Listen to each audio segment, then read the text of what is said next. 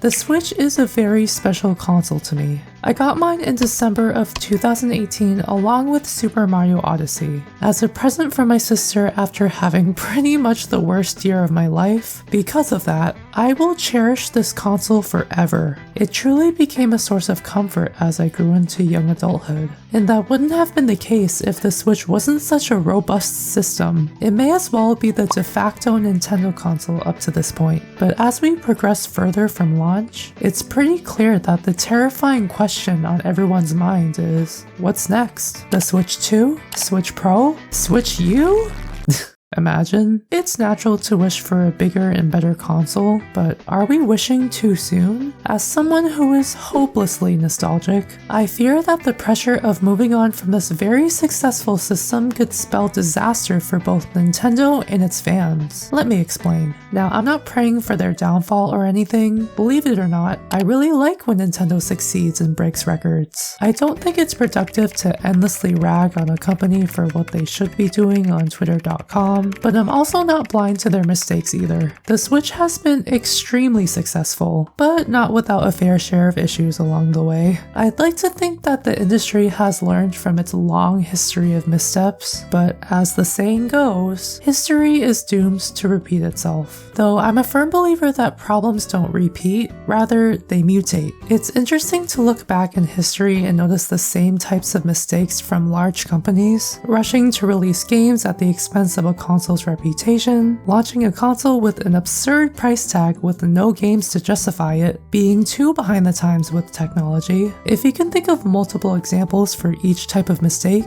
that's a very clear sign that no company is immune to these pitfalls. Not even Nintendo. Sometimes I forget how good it feels to be a Nintendo fan while it's cool. During the Wii U and 3DS days, I don't exactly remember people jumping for joy whenever they saw those consoles. You sorta had to justify why you had those systems because they were not the PS4. In many ways, the Switch is like an amalgamation of all things Nintendo, both past and present. It was the first console to truly bridge new and old Nintendo games, ports, Nintendo Switch Online, compilations. Even if they could and should do more to preserve their legacy, the various ways to play older games feels more abundant than ever. Sure, past consoles had both Virtual Console and remakes/remasters, but they were always held back by something, whether it's the lack of horsepower or a very particular gimmick that only allowed certain games to exist. No, the Switch is not known for its power, but the straightforward control scheme and decent specs led to much healthier support compared to the previous generation. Many franchises are reaping the reward of record-breaking sales because the Switch is such a popular no-nonsense console. Along with the many ports, there is literally no shortage of first-party games to play, and while people usually get Nintendo consoles to play Nintendo games, the third party still helped the Switch's reputation as a reliable platform for any developer. Plus, the standard control scheme finally put the focus back on the games themselves rather than trying to justify a gimmick. Honestly, it's a blessing and a curse being a Nintendo fan. We're expected to follow whatever weird routes Nintendo might explore, both ingenious ideas or complete misfires. That could be said for any gaming company, but it's especially true for one whose complete identity is going against the grain. It's easy to assume that Nintendo will be fine in the long run, but things could change very quickly, whether it be a lukewarm console, controversial business decisions, or games that no one wants. For a relatively young industry, we really are hitting a point where innovation is harder to come by these days. One thing the Switch can call its own is becoming the first true hybrid system, forever holding that title. It was such a breakthrough that years later, it finally has some competition. The gaming industry has evolved so much that change feels risky now. For example, why do you think today's controllers generally share the same mold and button layout? After decades of experimentation, it seems like we've found the most optimal result thus far. For so long, the most straightforward innovation was the graphics. Hands down the easiest way to separate yourself from the competition. competition. First, it was more detailed sprites, then it was adding an entire dimension, then it was increasing the polygon count, then it was refining every single detail possible. I think it's fair to say that there's not much clear improvement nowadays. And while Nintendo consoles certainly still have graphical room to grow, the rest of the industry may not see it that way because other consoles have already pioneered such high quality graphics. I can already see people being like, oh, the Switch 2 graphics are better, but not that impressive. Now the hot new thing is highlighting advanced features. While showcasing a new console's specs isn't anything new, it was never advertised with this much detail before. And top of the line hardware means expensive hardware, which is very unlike Nintendo. So what do you do to sell your next system if you're not interested in raw power? You go against the grain and introduce something new, a practice Nintendo happily engages with. Don't get me wrong, I adore when Nintendo really thinks outside of the box, like dual screens or motion controls. The problem is that today we see a bajillion trends come and go, so I can imagine it's difficult to entice the public with something they didn't know they needed. We're still early in the 2020s, yet we faced so many new trends that it's honestly hard to keep up. Like VR, NFTs, AI, it's a lot, and who knows what works and what doesn't. So what about the Switch 2? Why are people wanting the upgrade now more than ever? Especially when the original Switch continues to sell like crazy.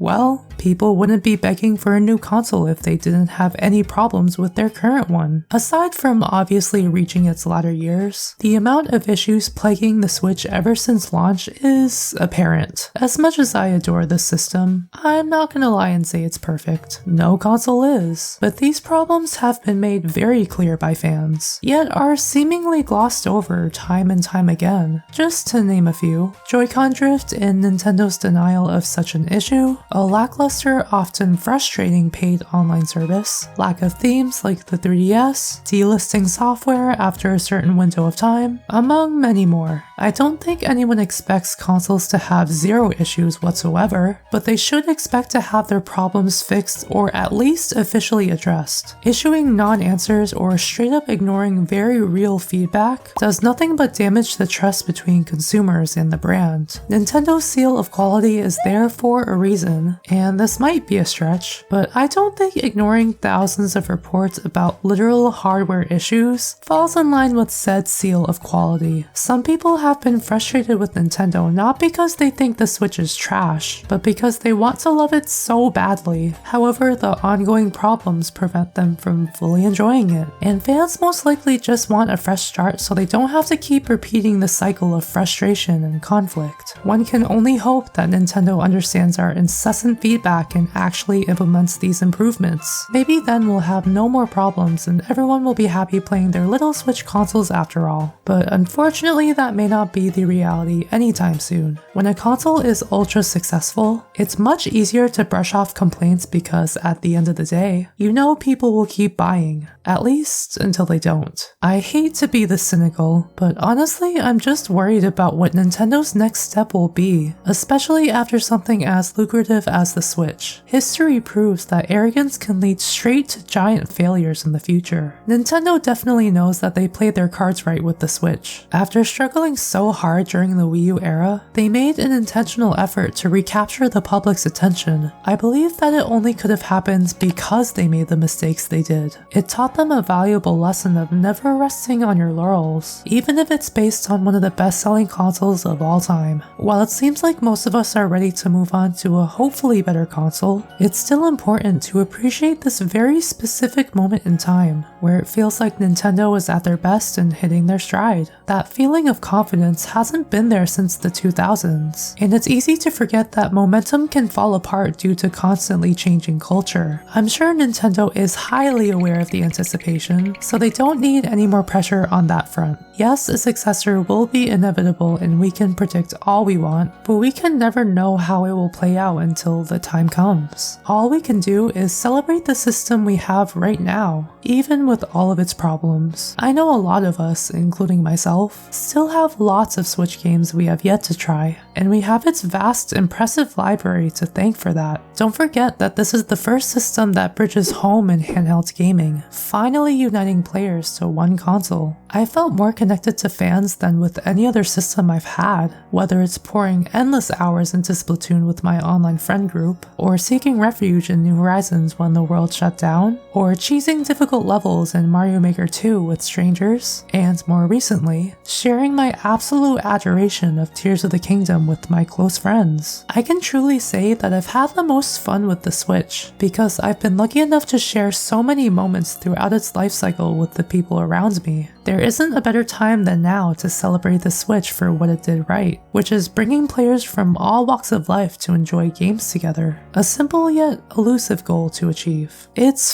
far from a perfect console, but at least it was anything but a boring system. So please appreciate the Switch while we have it, because nothing like it will ever exist again.